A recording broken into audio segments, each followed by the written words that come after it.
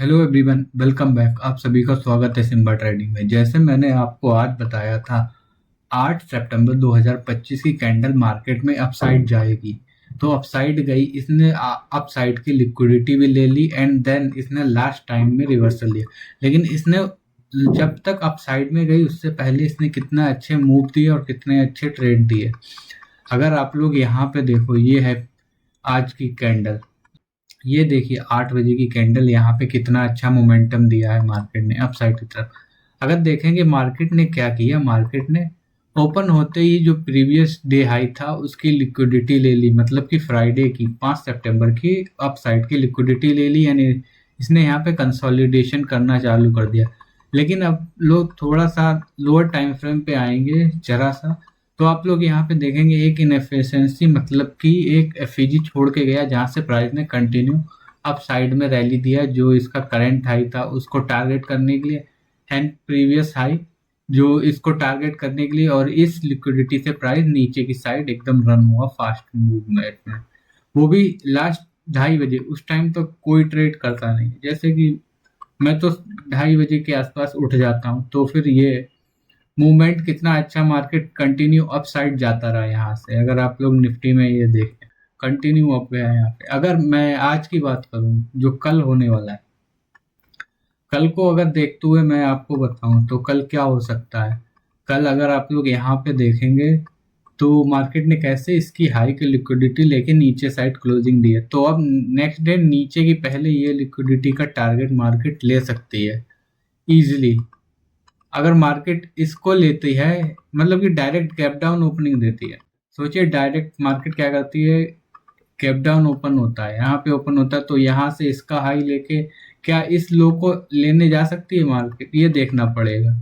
अगर इस लो को लेने जा सकती है तो ये जो बीच में एक आप देख सकते हैं फेयर वैल्यू गैप है जो बाई साइड का, इसको तोड़ के फिर यहाँ से कंटिन्यू नीचे जाना पड़ेगा मार्केट को। तो अगर हम लोग देखें मार्केट ने क्या किया, डायरेक्टली आज आपका जो था उसे ले लिया एंड देन नीचे गिरा है। तो मार्केट कल गैप डाउन ओपन होगा सीधे।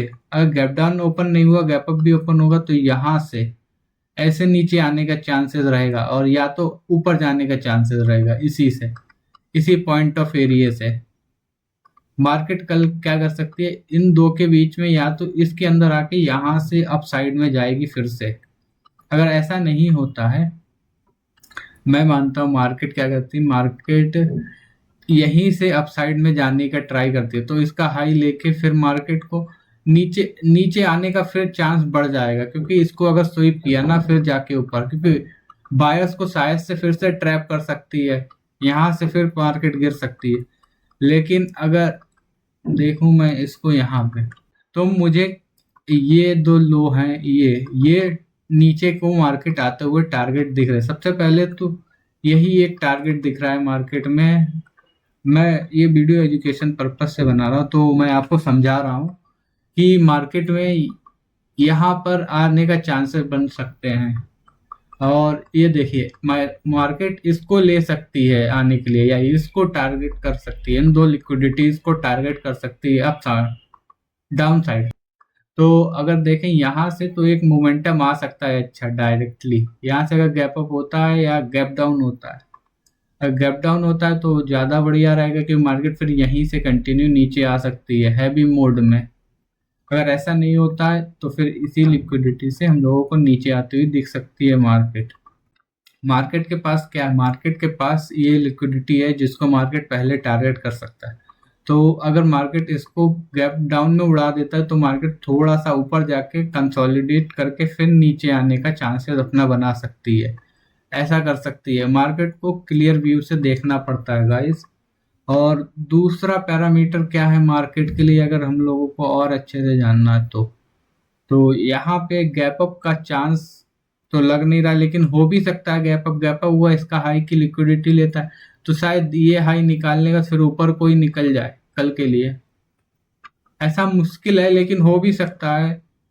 मेरा ज्यादा चांसेस रहेगा कि मार्केट, क्योंकि जो डेली टाइम फ्रेम पे ट्रेंड है वो भी डाउन साइड की तरफ इंडिकेशन दे रहा है।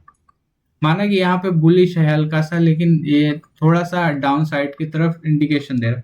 तो 9:15 की कैंडल जो ओपन होगी वो मेन रहेगी, वो नीचे को क्लोजिंग देती है या ऊपर को क्लोजिंग देती है, उसकी इम्पोर्टेंस मार्केट में कल ज़्यादा होगी कि मार्केट पहली कैंडल कैसी बनाती है, किस हिसाब से चलती। तो इस एरिया से निकल जाता है मार्केट ऊपर और इसके ऊपर क्लोजिंग देता है, तो बाई साइड की तरफ ही मार्केट अप साइड का इसका हाई टारगेट करने जाएगा। अगर सोचते हैं कि मुझे यहाँ पे अभी बाइंग एरिया दिख नहीं रहा है, बाइंग एरिया के लिए क्या कर सकते हैं, मार्केट इसका लो लेके फिर यहाँ से अप साइड की तरफ ऐसे जा सकती है। लेकिन अगर ऐसा करेगी तो फिर एंट्री या एंट्री तो मैं नहीं बता रहा हूँ, लेकिन मैं बता रहा हूँ इस एरिया में ही हम लोगों को चांसेस मिल सकते हैं मार्केट के अंदर। बाकी मैं ब्रेकआउट ट्रेडर तो हूँ नहीं जो ब्रेकआउट ट्रेड करूँ, तो मैंने आपको ये बता दिया ना, मैं इंडिकेटर ट्रेड करता हूँ। तो फिर ऐसे ही मार्केट अप साइड में जा सकती है ऐसे करके।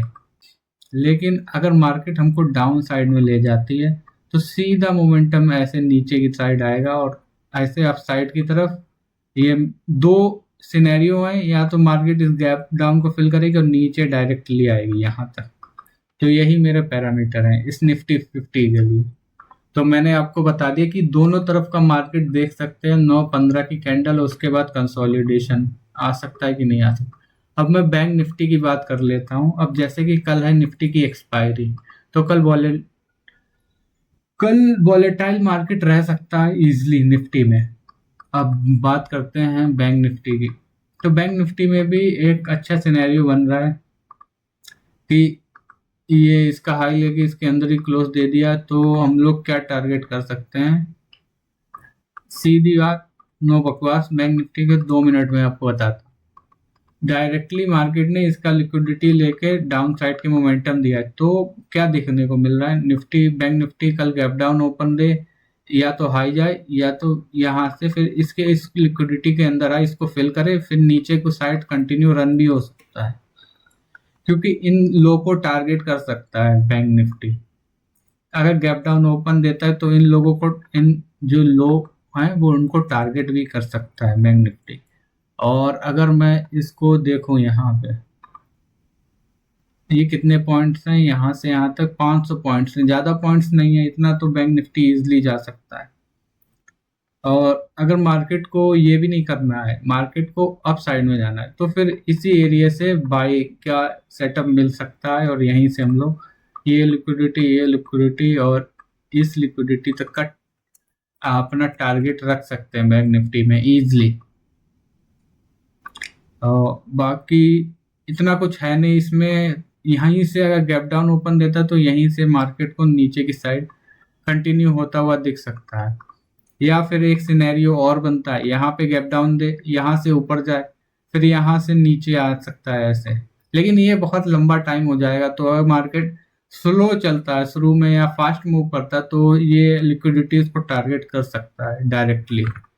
तो बस ये एक है। और इसके ऊपर ये माना कि ये सेलिंग जोन है, लेकिन सेलिंग जोन के लिए मार्केट को इसको तोड़ के फिर नीचे आ सकता है, क्योंकि हम लोग अब ऐसे ही देख सकते हैं इसको। बस इतना ही था गाइस कि 2 पैरामीटर्स खड़े हो गए हैं मार्केट के अंदर, कि मार्केट को पहले फर्स्ट लिक्विडिटी इसको टारगेट करना पड़ेगा, या फिर इसको भी टारगेट कर सकता है। लेकिन अगर इसको टारगेट नहीं करता, इसके अंदर से ही ऊपर जाता है ना, तो मार्केट नीचे आता है तो यहीं से ऊपर जाता है, तो इसी के अंदर ही अच्छे सेटअप मिल सकते हैं ऊपर के लिए। और डायरेक्टली नीचे जाता है फिर तो पता ही है नीचे का ही सेटअप बनेंगे। तो यही थी मेरी बैंक निफ्टी और निफ्टी 50 की एनालिसिस। ये थोड़ी सी आपको अगर एडवांस या हार्ड लगती है तो मैं आपको इसे और इजी तरीके से बता सकता हूँ। अगर आपको ये वीडियो पसंद आए तो इस वीडियो को लाइक कीजिएगा, चैनल को सब्सक्राइब कीजिएगा। Thank you so much.